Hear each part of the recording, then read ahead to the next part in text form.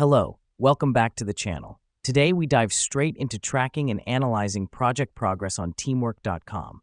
This is your full 2025 guide, so let's get started. Our first step is to log into your teamwork.com account.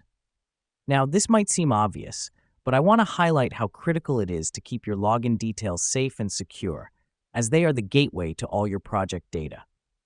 Once logged in, head over to the Projects tab on the top menu. This is where all the magic happens. Here's what's happening behind the scenes. Every project you're involved in is listed here, giving you a broad view of everything you're working on. Next up, click on the project you want to track. This takes you to the project's overview page.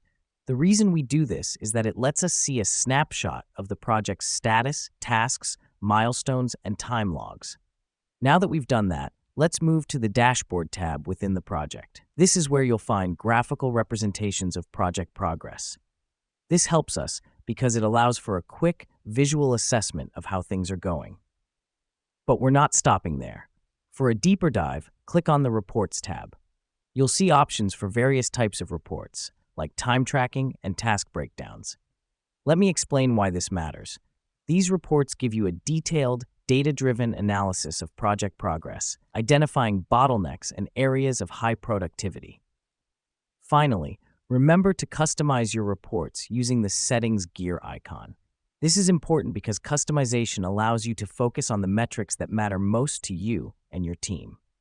And there you have it. In just a few clicks, you can track and analyze project progress on teamwork.com. Remember, these tools are here to help you manage your projects more effectively and make informed decisions.